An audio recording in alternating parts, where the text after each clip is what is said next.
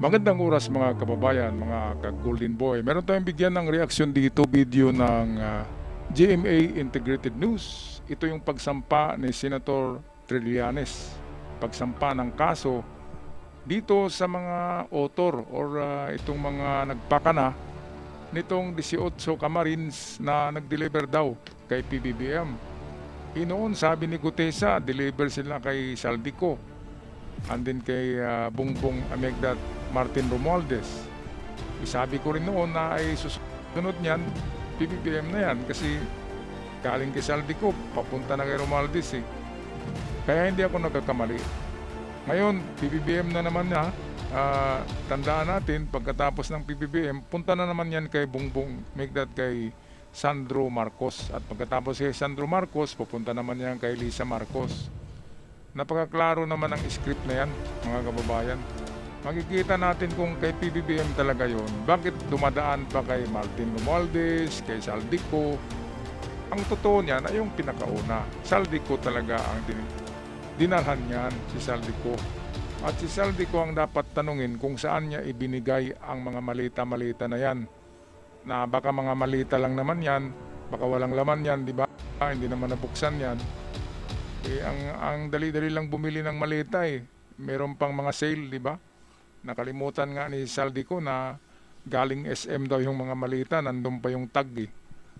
At malamang walang mga laman yon, parang pinakita lang na maraming malita. Kung pera lang pag-usapan, pwede namang ano lang, di ba? Ang transaction pwede lang naman na bank to bank. Or baka pwedeng i-checky lang, di ba, para sikreto. Yan, malitang-malitang, daming ma-involve niyan. Kaya, hindi ganyan ang pinakasikretong pag-deliver. Bakit ang daming na-involve? 18 ka Marines daw, 4 doon ay Peking Marines. Kumpirmado na yan. Kaya ito, magtaka tayo, bakit nadawit na naman si Trillanes? Kasama na naman si Trillanes sa binigyan daw 2 billion yata na mali-malita pa rin na pera nitong 18 ka Marines. Noon, hindi nila dinawit eh. Ngayong bago lang dinawit dahil si Trillanes ay isa sa kukunin ng ICC na pinaka-witness ngayong trial. After 2 months, trial na ni Digong sa ICC. At si Trillanes doon ang pinakamatindi na na testimonya.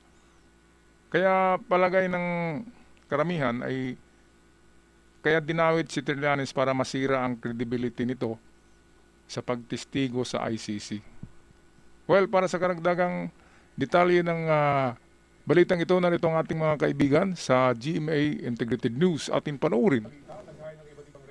Balita, naghain ng iba't ibang reklamo si dating Senador Antonio Trillanes IV laban kay Attorney Levito Baligod, 18 dating tauhan umano ni Zaldico, dating Representative Mike Defensor at iba pa. Kanina umaga ay sinampa ni Trillanes sa Department of Justice sa mga reklamong cyber libel, incriminating an innocent person at perjury.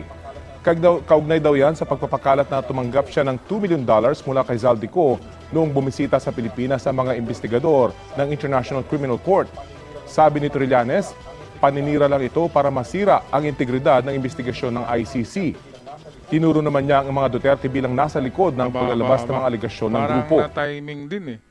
Kasi trial na nga ni Digong 60 days from now ay umpisa na ng trial. So 60 days, 2 buwan. At si Trillanes ang pinakamatinding babanat kay Digong sa ICC. Ipapatawag to eh. Kasi ito yung pinakaano talaga, maraming alam. Kaya kung totoong nabigyan si Trillanes ang laki ng halaga, ano ba yun? Magkano ba yun? $2 million ba yun? Kung $2 million, basta billion daw yun eh. 2 billion yata yung binigay kay Trillanes. Sabi. Ay nako. Kung kasama pa dyan si Trillanes, noon pa yan dapat na nasa listahan na yan ni Gutesa. Idagdag ng dagdag eh. Edit ng edit. Pagkatapos ni PBBM, Sandro Marcos na naman yan. Pagkatapos, Lisa Marcos na naman yan. Paikot-ikot ang mga malita na yan. Pero yung kinargahan na kotse na L960, nakarehistro sa Davao. Yung helicopter, kung tingnan yung number nun, nakarehistro pa rin yun sa Davao na helicopter. Di ba mga kababayan? I-research nyo nga ang helicopter kung makita nyo yung parang ano niya, numero. Search nyo kung saan yan. Malaman nyo, Mindanao yan. Wala akong sinabi na ano na may-ari Okay, so Trillanes nagsampa ngayon ng kaso. May bagong recruit sila defensor sila Marcolets. Meron silang bagong kasama. Ito yung attorney Libito yata. Maligod. Maligod ba yun? O Balikod? Malibog? Ano ba yung apelido na yun? Maligod. Yun yung kanilang bagong attorney ngayon. Magaling rin, no? Ang hindi nila, ang script kasi, bakit pa bago-bago? Yung malita ay isinakay na yun sa, sa van na L960 papuntang Mindanao. Ngayon napunta na naman kay PBBM. Saan ba talaga kuya? Bakit umiikot-ikot na yan? Tapos helicopter na naman. Helicopter. Pwede naman kung dyan lang yan sa Luzon, pwede lang naman sa mga sports car, di ba? Kasi mainland lang. Bakit helicopter? Baka dalhin sa mga isla pa. Di ba? At saka duda ako sa mga malita na yan. Parang wala yatang laman yan Parang display lang yan. Ngayon, si Saldico talaga ang susi niyan. Kapag harap si Saldico, siya kasi yung unang pinadalhan ng mga mali-malita. Bakit ngayon nagpasapasa balibol na yung malita naging balibol? Kung saan-saan na lang Ganun ba talaga yon? Kapag binigay sa'yo, ibigay mo naman sa iba? Hindi yata. Ang talagang delivery ay kung kanino yon, doon idiretso yon. Bakit dumaan kay Saldico, dumaan kay Martin Romualdez, at kung sino-sino pang referee? Di ba mga kababayan? Kaya ito si Trillanes sa atin panoorin. Susubukan namin kunan ng payag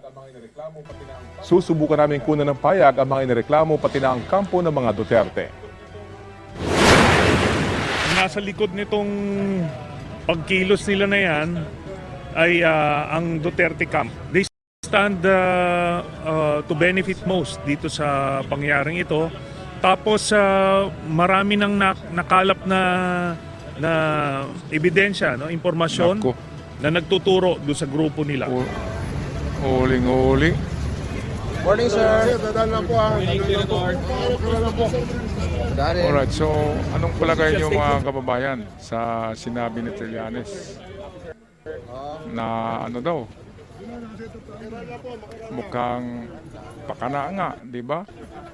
At mga Duterte daw nasa likod. Sabi ni Trillanes, hindi akong nagsabi niyan Ang pinagtaka ko lang, bakit kung ang punteriya talaga si PBBM, noon pa, dapat hindi na sinabi ni Gutesa na inatid sa bahay ni Saldico, inatid sa bahay ni Martin Romualdez. Okay, so bakit noon ay hindi nabanggit na nabanggit na kasama si PBBM sa binigyan? Ngayon lang ba naisip nila? Grabe naman. Tapos naisama na naman si Trillanes. 2 billion yata in peso ang equivalent ng binigay. Dolyar daw dolyar na naman. Bakit dolyar? Peso tayo Peso yung pera sa... Ay nako na mga script yan. Bakit nagiging dolyar na naman? Tapos pagdating doon kay PBBM, piso.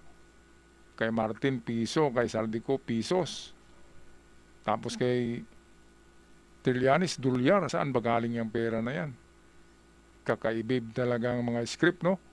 Ang hirap kasi ng gawa-gawa lang. Ngayon, pag ipapatawag na yan sa Kongreso o sa Senado yung 18 Camarines na kasama ni Gutesa, si Gutesa nagtago na, ayaw na. Ayaw niya kasi mahirap magsinungaling Kasi kung baliktad-baliktarin, hindi kasi totoo, kaya talagang hindi ka makakasagot.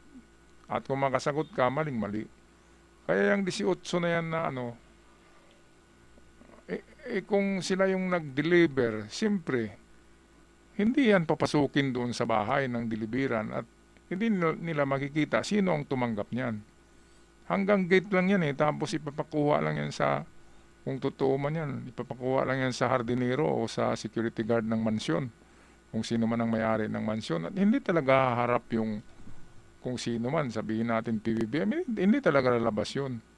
At saka kung tanungin sila, katulad ng bahay ni Martin Romualdez, hindi bahay ni Martin Romualdez ang hinatiran eh. Ang sabi lang, ito yung bahay ni Martin Romualdez, pero hindi yun yung address ni Martin Romualdez. Kaya pwedeng ginamit lang ang pangalan ni Martin. Yung kay Saldico naman, ay talagang address niya. Di ba? Kaya nga nahuli yung bahay niya na mayroong 2 underground basement eh, na lalagyan at pagtataguan ng mga pera na yan. Grabe mga kababayan. Trillanes. Napaka-importante kasi na witness to. Kapag hindi nasira ang reputasyon nito, pagdating sa ICC, sa kanyang testimony ay talagang talagang matibay na live testimony ni Trillanes. Ngayon kung masira si Trillanes, ay parang hihina yung kanyang doon, pagiging testigo sa ICC. Yan yung style nila eh. Sisirain si Trillanes. Hindi naman talaga kasama yan sa binigyan. Bakit bibigyan mo si Trillanes ng pera? Hindi naman yan active na senador ngayon. Yan ay ex-senator na. Ang binigyan ng mga mali-malita na sinabi ay mga senador dati. Mga senador dati at congressman dati. At kahit ngayon, nandyan pa yung ibang senador at congressman na nabigyan. Di ba? Chis Escudero. O di ba? Joel Islaing, GIL. O di ba? Ang pinagtaka ko lang din, bakit puro mga administrasyon na senador at congressman ang tinuturo na binibigyan ng mali-malita. Bakit walang mga DDS na senador na sinabi na binigyan yan? Si Amy Marcos binigyan yan. Si Marcolit binigyan yan. Wala eh. Kasi kung lahat ay binigyan talaga, hindi namimili yan. Lahat ng senador bibigyan yan kung mayroong binibigay. Lahat ng congressman. Hindi pwedeng yung isa hindi mabigyan. Kasi puputak yun, ganun yun. Kaya lahat yan nakakatanggap kung meron man. Pero bakit hindi nasama yung mga DDS? Robin Padilla, bakit walang issue sa mali-malita? Diba? Amy Marcos, bakit wala? Joel Islaing, bakit wala? Diba? Mga kababayan, anong masabi nyo dito? Paki-comment na lang sa ating comment section. At sa mga bago pa lamang napadpad sa ating channel, paki-subscribe para palagi tayong updated. At hindi lang yan, malaking tulong para sa ating YouTube community. Ako'y magpaalam na. Maraming salamat at sa aking avid followers, ulit maraming salamat sa lahat. Hanggang sa muli, paalam.